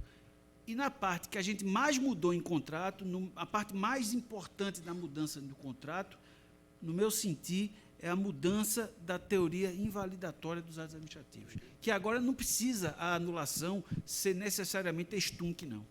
Ela pode ser ex-nunc, ela pode ser diferida. Ora, pasme, o direito administrativo clássico nunca aceitou isso. Ou seja, a gente se curva à realidade. Então, a gente pode aplicar esse artigo, que é norma geral, a uma concessão, por exemplo, como essa. Porque o direito tudo pode também, né? Tudo é a questão da razoabilidade. Cada caso, né? A casuística do contrato. Né? Enfim. Sim. Alguém tem alguma pergunta? Quem quiser passar o WhatsApp aí, depois manda os artigos, está aí o WhatsApp. Nem manda piada, nem negócio de política, nem esse negócio não. Viu? Enfim. Perguntas. Quem depois pode fazer pergunta pelo Instagram, esse negócio todo. Fica à vontade. Professor Marcos, boa tarde. Bruno Ventim, TCE Bahia. Fala. Tudo bem? Eu queria... Faz tempo que eu não vou lá no TCE Bahia. Será bem-vinda, será muito bem-vinda. Aqui todo mundo tem gente de outros tribunais, eu pensei que era só o Tribunal de São Paulo. Então tu deu aula, não, professor? Aula não, me perdoe. É até uma ofensa dizer que aquilo foi uma aula. Eu compartilhei aqui a experiência com o pessoal, mas, enfim, não me atrevo a dizer que foi aula, não. Mas, seguindo a linha da apresentação do senhor, eu queria fazer uma pergunta, ouvir um pouquinho do senhor sobre essa questão de reequilíbrio. A gente teve uma variação bem significativa em determinados serviços de engenharia e insumos ligados à parte de construção civil, nesse contexto pós-pandemia, se é que dá para dizer que a pandemia acabou, mas, enfim, de 2020 para cá. E a gente tem alguns contratos com uma fase de cronograma de investimentos relativamente longa, vamos dizer assim. Então, a gente está falando de coisa de 4, 5, 6 anos. A gente pode dizer que há uma variação extraordinária se a gente compara esses preços, né, esses valores, com 2019, 2018. Mas como a gente tem uma fase de CAPEX muito extensa, eu não tenho como saber se, de fato, o que hoje é uma variação extraordinária continuará sendo ao longo desses 4, 5, 6 anos. Então, uma pergunta que, assim, na minha visão, fica meio no ar e eu nunca vi nenhuma resposta ou nenhum indicativo do um possível caminho é... E aí eu começo e vejo se o desequilíbrio vai acontecer ou não aconteceu, porque, tudo bem, se eu fosse ter essa execução hoje, estaria desequilibrado, vamos dizer assim. Mas talvez daqui a 3, 4, 5 anos, esses preços voltem ao normal e aí eu não tenha mais algo extraordinário. Então, vamos dizer assim, essa possibilidade de desequilíbrio ou não, mas com tomadas de decisão que são agora no presente, como é que você enxerga Eu até dei um curso uns 15 dias atrás, no Tribunal de Contas de Tocantins, sobre reequilíbrio de contratos, né? E aí faço minhas palavras do meu querido amigo André Baeta, do TCU. O reequilíbrio não é uma ciência exata, né? Por incrível que pareça, porque são um monte de variáveis, né? Você tem que considerar, por exemplo, qual o impacto daquele item específico na planilha global do contrato. Porque eu posso ter um item que teve um aumento de 100%, mas ele é 0,000 da planilha. Então, o impacto dele, inclusive o impacto, além do impacto dele ser pequeno, esse impacto pode ser superado por diminuição de outro item. Então, em primeiro momento, você tem que fazer uma análise da equidade do contrato. Ou seja, você tem que ver naquele período o que foi para mais, o que foi para menos. Não pode ver isoladamente, porque o setor privado vai pedir aquele item, ele está na dele, né? Aumentou 30%, eu vou pedir 30%. Mas eu preciso analisar o impacto global naquele contrato. Porque o que acontece muitas vezes? Por exemplo, teve um caso muito interessante. Eu tenho a faculdade, a universidade, tudo é ruim, mas o aluno é bom. Então, o que salva a faculdade é o aluno. Enfim, então eu tive ao longo dos anos, eu tenho quase 20 anos, né, professor lá, eu tive alunos muito bons. Um deles é o Luiz Eduardo Araújo, que hoje foi meu aluno de doutorado, que ele é procurador geral da ANEEL, AGU. Aí a gente estava conversando um tempo atrás, ele estava me falando da questão do Covid. Quando teve o Covid, houve uma diminuição da arrecadação das concessionárias, porque fechou tudo. Basicamente, a arrecadação industrial, né? Consumo industrial, que é o que conta, de fato. Então, houve de abril de 2020 até junho de 2020, abril mais junho, 3 meses, uma diminuição muito grande do consumo industrial. Então, as concessionárias tiveram perdas, e elas pediram aumento de 30%, sei lá, 40%. E aí começou a ser discutido, é para dar ou não é para dar? Primeiro ponto, quando você olha o contrato em 12 meses, quando você olhou em 12 meses, a demanda se recuperou e suplantou aqueles 3 meses. Então, a primeira pergunta é, você vai esperar quanto tempo? 6 meses, 1 ano, 5 anos? Né? Quanto tempo? O contratado vai ter que esperar a sua avaliação, como os preços vão flutuar. Esse é um primeiro ponto. Segundo ponto, no caso das concessionárias, era o seguinte, elas não poderiam fechar as portas, porque é serviço público. O setor privado pode, a concessionária não pode, pelo princípio da exceção do contrato não cumprido. Então, assim, isso depende de cada caso, entendeu? Depende de cada caso. Então, tem que ver a equidade, tem que ver o impacto, tem que analisar a planilha, tem que analisar um horizonte para ver. Então, cada contrato tem que ser analisado isoladamente nessas circunstâncias. E tudo é uma aproximação. Nunca vai ter uma coisa certa, assim, absoluta. É tudo uma avaliação. No caso de obras rodoviárias, se usa muito a portaria do DENIT, né, em relação a isso. Né? Então, cada caso é cada caso. Né? Enfim. Obrigado. Isso tem a ver... Como é teu nome? Bruno. Isso tem a ver, Bruno, com o capítulo 4, acho. Mostra esse livro, presta aí. Que nem eu mais me lembro que eu escrevi nesse livro. Deixa eu ver aqui. Eu acho que é o capítulo 4, que é a teoria dos preços.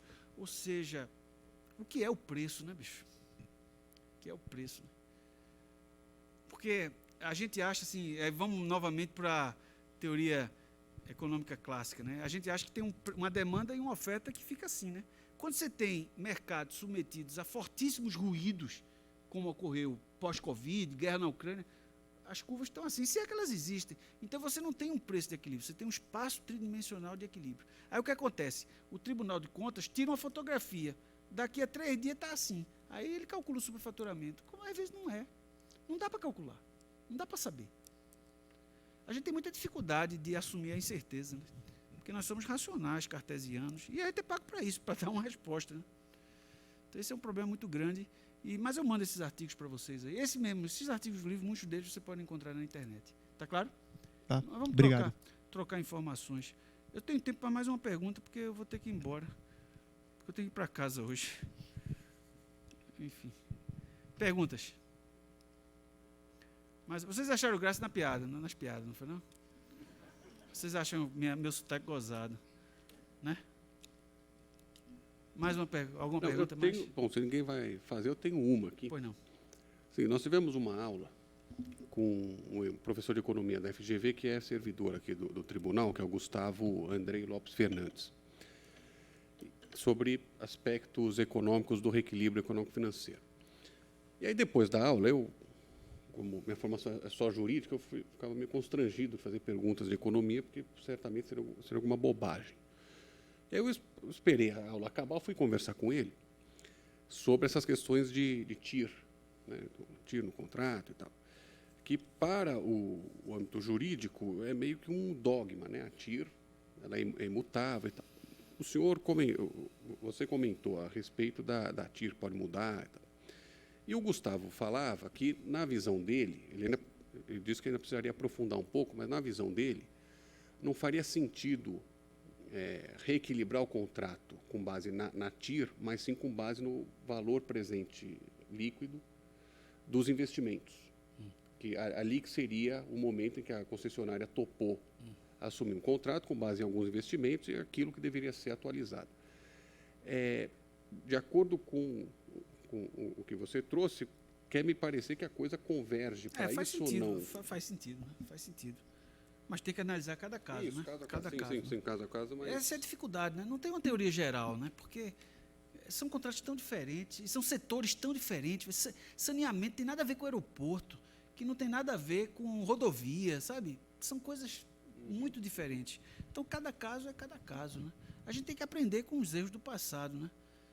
O problema é que a gente não aprende com os erros do passado. Então, tem que aprender exatamente sobre isso. Mas eu fico muito feliz de ser que o pessoal tem um esforço muito grande, tem feito um esforço muito grande aqui no Tribunal de Contas de São Paulo para aprofundar esse debate. E acho que a gente precisa aprofundar mais entre os próprios tribunais, né? A gente é muito isolado, né? São 27 ilhas, né? E o TCU se achando melhor do que os outros, né? É um pouco isso, né? Então, vamos tentar aprofundar esse debate e acho que trocar essas informações é muito importante, né? Eu, particularmente, devo dizer que não tenho conclusão nenhuma, né? Eu estou apenas tentando explicar aí o inexplicável, talvez, né? Enfim. Mas vocês podem me contactar no Instagram ou no WhatsApp, eu ficarei muito feliz de trocar informações. Se tiver algum artigo interessante que puderem me passar, eu ficarei muito feliz. Tá bom? Então, muito obrigado, muito obrigado. Muito agradecido. Obrigado, pessoal. Muito obrigado. Muito feliz. Então, beleza? Sextou? Você vou embora que eu vou para o aeroporto. Pessoal, beijo grande, hein? Fique com Deus, hein? Muito obrigado.